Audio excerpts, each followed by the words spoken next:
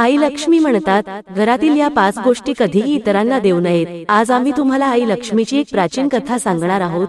या कथेमध्ये तुम्हाला कळेल की एक स्त्रीने आपल्या घरातील कोणत्या गोष्टी इतरांना देऊ नयेत। जी स्त्री या गोष्टी इतरांना देते तिच्या घरात लक्ष्मी निवास करत नाही। म्हणून मित्रांनो, कृपया ही कथा पूर्णपणे वाचा, कारण अपूर्ण ज्ञान हानिकारक असते। जी व्यक्ती ही कथा पूर्ण वाचते तिची झोळी लक्ष्मी आनंदाने भरतात। तर चला, बिना वेळ न गमावता ती प्राचीन कथा सांगूया। पूर्वीच्या काळात मध्य प्रदेशात एक अत्यंत सुंदर नगरी होती। त्या नगरीत सुकन्या नावाची एक स्त्री आपल्या पती आणि सासऱ्यासह निवास करत होती।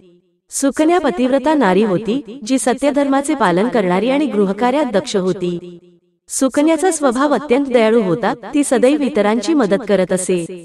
सुकन्याचा पती संजय एक व्यापारी होता, त्याची धान्याची दुकान होती। तो बाजारात लोकांच्या गरजेच्या वस्तू विकायचा।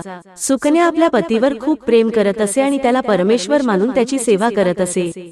सुकन्या रोज पतीपेक्षा आधी उठायची, आपल्या घराचा अंगण स्वच्छ करायची आणि नंतर रांगोळी काढून अंगणाची सजावट करायची। त्यानंतर ती घर स्वच्छ करत असे, मग स्नान करून तुळशीला पाणी घालत असे आणि देवी देवतांचे पूजन करत असे। सुकन्या नेहमी सगळ्यांचा आदर करत असे आणि सगळ्यांशी गोड बोलायची। त्यामुळे सगळे लोक सुकन्याला म्हणू लागले होते की ही स्त्री साक्षात लक्ष्मीच्या गुणांची आहे, ती आपल्या कुटुंबाचा किती चांगला विचार करते। सुकन्या दानधर्म करताना कधीही हात मागे घेत नसे। तिच्या द्वारावर जोही याचक यायचा तो दान मिळाल्याशिवाय परत जायचा नाही। तिच्या द्वारावर कोणीही भुकेले परत जात नव्हते, त्यामुळे तिच्या द्वारावर आलेले सगळे याचक अत्यंत आनंदाने आशीर्वाद देत परत जात।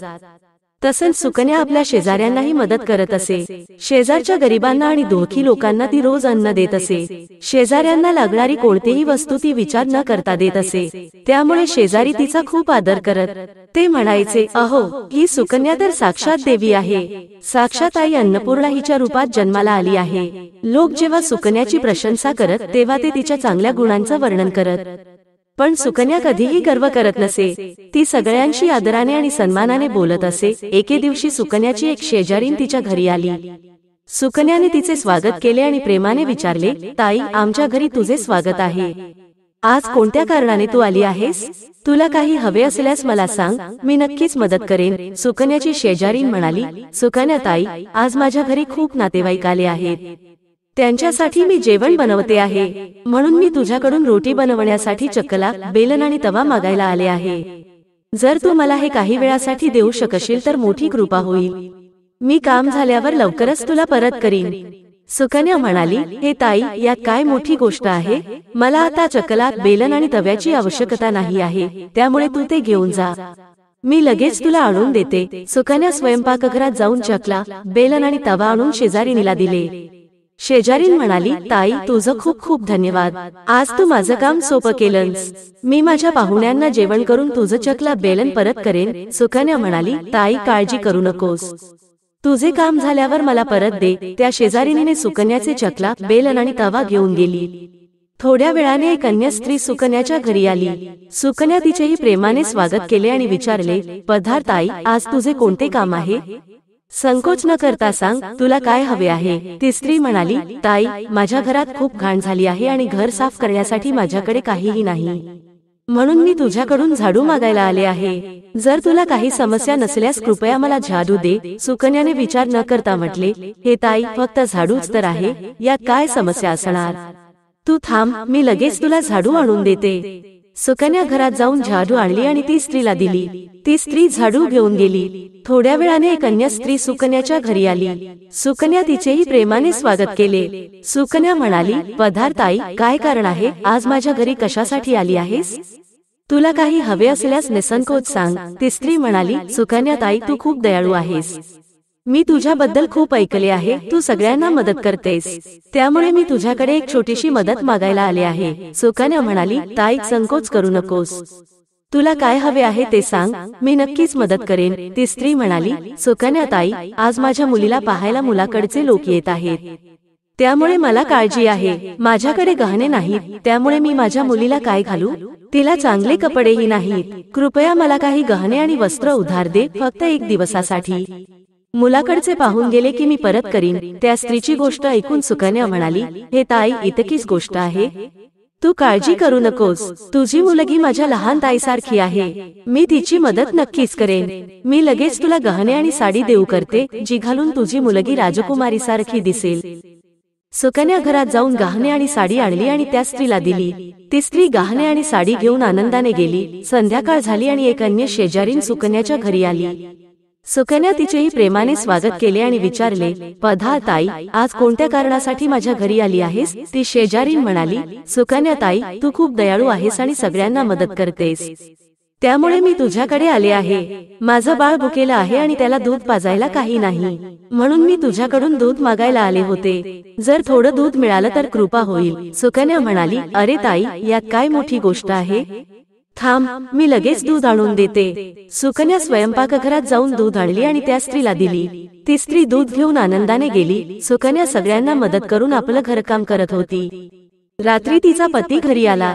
सुकन्याने त्याला नमस्कार केला आणि त्याची सेवा केली. रात्री दोघेही आनंदाने झोपले. दुसऱ्या दिवशी उठल्यावर त्यांना एक वाईट बातमी कळली. एक माणूस धावत येऊन सुकन्याच्या पतीला म्हणाला, भाऊ, काल रात्री तुमची दुकान लुटली गेली आहे, सगळा माल गायब आहे. सुकन्याचा पती घाबरून धावत दुकानाकडे गेला आणि पाहिले की त्याचा सगळा माल चोरीला गेला होता. त्याच्या दुकानातील सर्व धन चोरीला गेले होते. तो निराश होऊन घरी आला आणि सुकन्याला सर्व गोष्ट सांगितली. सुकन्या खूप दुःखी झाली. सुकन्या म्हणाली, आपण काळजी करू नका, आपल्या घरात अजून खूप सारा धन आहे, ज्याने तुम्ही पुन्हा व्यापार सुरू करू शकता. सुकन्या तिजोरीत पाहिली तर ती पूर्णपणे रिकामी होती. तिजोरीतील सगळा माल चोरीला गेला होता. हे पाहून सुकन्या खूप दुःखी झाली. तिला काही समजले नाही की हे कसं झालं. सुकन्याचा पती तिच्यावर खूप रागावला आणि विचारला, सुकन्या, खरं खरं सांग, आपल्या घरातील सगळा पैसा कुठे गेला? सुकन्या म्हणाली, मी घरातच होते, सगळा पैसा तिजोरीतच होता, कोणीतरी हे चोरले आहे. सुकन्याचा पती म्हणाला, तुझी लोकांना घरात बोलावून खात्री करत होतीस, त्यांनाच कारण आहे, त्यांमध्येच कोणीतरी सगळा पैसा चोरला आहे. रागाने सुकन्याचा पती तिला वाईट शब्द म्हणाला. सुकन्याची सासूही तिला खूप रागावली आणि म्हणाली, तूच या शेजाऱ्यांना घरातील गोष्टी देत राहतेस, विचार न करता कुणाचीही मदत करतेस, त्यांनाच कारण आहे सगळा पैसा चोरीला गेला आहे. घरातील सगळे सुकन्याला वाईट बोलत होते. सुकन्या म्हणाली, मी माझ्या काही गहने शेजारीणीला दिल्या आहेत, मी तिच्याकडून परत आणते. सुकन्या शेजारीणीच्या घरी गेली तर तिथे कोणीच नव्हते. ती शेजारीण गहने घेऊन पळून गेली होती. सुकन्या निराश होऊन घरी आली आणि आपल्या पतीला सगळं सांगितलं. सुकन्याची गोष्ट ऐकून तिचा पती खूप रागावला आणि तिला वाईट बोलू लागला. सुकन्याचा पती म्हणाला, सुकन्या, तू खूप मूर्ख आहेस, तुझ्याच कारणामुळे आपलं सगळं धन संपलं आहे, तुझ्या दान करण्याच्या सवयीमुळेच हे संकट आलं आहे. आता तू या घरात राहू शकत नाहीस, तू ताबडतोब या घरातून निघून जा. सुकन्या म्हणाली, नाथ, तुमच्याशिवाय माझं या जगात कोणी नाही, मी तुम्हाला सोडून कुठे जाऊ? सुकन्याचा पती म्हणाला, तू कुठेही जा, पण आता तू या घरात राहू शकत नाही, तुझ्याच कारणामुळे माझं सगळं बर्बाद झालं आहे, तू या घरात राहिलीस तर उरलेलं सगळं नष्ट होईल. सुकन्या हात जोडून विनंती करत म्हणाली, स्वामी, असं म्हणू नका, मी काही अपराध केला नाही, तुमच्याशिवाय मी जिवंत राहू शकत नाही, मला घरातून बाहेर काढू नका. पण सुकन्याचा पती तिचं काहीही ऐकत नाही आणि तिला घरातून बाहेर काढतो आणि म्हणतो, तू या घरातून निघून जा आणि परत येऊ नको, नदीत उडी मारून जीव दे. सुकन्या दुःखी होऊन रडत घरातून निघून जाते. सुकन्या माता लक्ष्मीच्या मंदिरात जाऊन प्रार्थना करत म्हणते, माता, मी असा कोणता पाप केला आहे ज्यामुळे माझी अशी दशा झाली आहे? माता लक्ष्मी, मी रोज तुझी पूजा करत होते, तरी तू माझं घर का सोडलं? कृपया सांग, मी असा कोणता अपराध केला? सुकन्या मंदिरात बसून विचार करत असते, जर माझा पती मला स्वीकारणार नसेल तर मी जिवंत राहून काय करणार? माझ्याच कारणामुळे माझ्या पतीची दुर्दशा झाली आहे, तर मला जिवंत राहण्याचा अधिकार नाही. इतकं विचार करून सुकन्या प्राण देण्यासाठी नदीकडे जाते. नदीकडे जाऊन सुकन्या माता लक्ष्मीला प्रार्थना करते, माता लक्ष्मी, आता मी प्राण देणार आहे, माझ्या पूजेत काही चुकलं असेल तर मला माफ कर, माझ्या पतीशिवाय मी जिवंत राहू शकत नाही, म्हणून मी या नदीत उडी मारून प्राण देईन. इतकं म्हणत सुकन्या नदीत उडी मारण्याच्या तयारीत असते. तेवढ्यात साक्षात माता लक्ष्मी तिथे प्रकट होतात. माता लक्ष्मी सुकन्याला म्हणतात, थांब सुकन्या, थांब मुलगी, तू हे काय करतेस? सुकन्या डोळे उघडून पाहते तर साक्षात माता लक्ष्मी तिच्यासमोर उभ्या आहेत. माता लक्ष्मीच्या दर्शनाने सुकन्या खूप आनंदित होते आणि त्यांना नमस्कार करते आणि म्हणते, माता लक्ष्मी, मला माफ करा, मी मोठा पाप करणार होते. देवी लक्ष्मी म्हणतात, सुकन्या, मनुष्याने स्वतःचे प्राण कधीही घेऊ नयेत, हे महापाप आहे. ईश्वराने दिलेला शरीर अशा प्रकारे नष्ट करू नये. सुकन्या म्हणते, माता, मी विवश आहे. माझ्या पतीने मला सोडले आहे आणि स्त्रीने पतीला सोडून राहू नये. मी माझ्या पतीला सोडून जिवंत राहू शकत नाही, म्हणून प्राण देणार आहे. देवी लक्ष्मी म्हणतात, सुकन्या, मला सर्व काही माहीत आहे आणि मला हेही माहीत आहे की तुझ्या पतीने तुला का सोडलं आहे. हे सगळं तुझ्याच चुकीमुळे झालं आहे. तू अनजाणे काही अशा गोष्टींचा दान केला आहे ज्यामुळे मला तुझं घर सोडावं लागलं. जी स्त्री आपल्या घरातील या गोष्टी इतरांना देते त्यांच्या घरी मी निवास करत नाही. सुकन्या म्हणते, माता, अशा कोणत्या वस्तू आहेत, कृपया सांग, मी कोणत्या वस्तूंचा दान केला ज्यामुळे तू माझं घर सोडलं. देवी लक्ष्मी म्हणतात, मुलगी, आता लक्षपूर्वक ऐक. मी तुला त्या वस्तूंच्या बद्दल सांगते ज्या कोणत्याही स्त्रीने इतरांना देऊ नयेत. या वस्तूंचा दान केल्यास मी त्या घरातून निघून जाते. सुकन्या, पहिली वस्तू म्हणजे चकला, बेलन आणि तवा. कोणत्याही स्त्रीने आपल्या घरातील चकला, बेलन आणि तवा कधीही इतरांना देऊ नये. स्वयंपाकघरातील या वस्तूंचं महत्त्व सर्वाधिक आहे. या वस्तू पवित्र असायला हव्यात. याच वस्तूंनी भगवान विष्णूला प्रसाद बनवला जातो आणि तव्यावर बनवलेल्या पहिल्या रोटी गाईला दिली जाते. म्हणून या वस्तू नेहमी स्वच्छ आणि शुद्ध ठेवाव्यात. इतरांना दिल्यास त्या अपवित्र होऊ शकतात आणि त्यांचा उपयोग अशुभ असतो. म्हणून सुकन्या, तू आपल्या स्वयंपाकघरातील चकला, बेलन आणि तवा शेजारीणीला देऊन पहिली मोठी चूक केली आहेस. आता लक्ष्मी माता म्हणतात, सुकन्या, दुसरी वस्तू म्हणजे झाडू.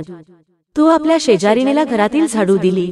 ज्या वस्तूत माझं निवास असतं, जी वस्तू मला सर्वाधिक प्रिय आहे, तीच तू इतरांना दिलीस. त्यामुळे मी तुझ्या घरात कशी राहणार. सुकन्या, जी स्त्री आपल्या घरातील झाडू इतरांना देते, मी तिचं घर सोडून जाते. झाडूने घर स्वच्छ केलं जातं आणि जिथे स्वच्छता असते तिथेच माझं निवास असतं. लक्षात ठेव सुकन्या, घरातील झाडू नेहमी लपवून ठेवावी. झाडूवर बाहेरच्या माणसाचं लक्ष पडू नये. झाडू अत्यंत पवित्र वस्तू आहे. तिला पाय लावू नये आणि तिचा वापर कधी गंदगी स्वच्छ करण्यासाठी करू नये. देवी लक्ष्मी म्हणतात, सुकन्या, तिसरी वस्तू म्हणजे आभूषण. कोणत्याही स्त्रीने आपल्या आभूषण कधीही इतर महिलांना देऊ नयेत. मी नेहमी आभूषणात निवास करते. स्त्रीच्या 16 शृंगारात गहण्यांना खूप महत्त्व असतं. एक विवाहित स्त्रीने आपल्या आभूषण कधीही इतर स्त्रियांना घालण्यासाठी देऊ नयेत. जी स्त्री आपल्या आभूषण इतर स्त्रियांना देते तिच्या जीवनात दुर्दैव येतं. सुकन्या, चौथी वस्तू म्हणजे संध्याकाळनंतर पांढऱ्या रंगाच्या वस्तूंचा दान करू नये. पण तू संध्याकाळी दूध दान केलं होतं. संध्याकाळी दूध दान केल्यास जीवनात दुर्दैव येतं.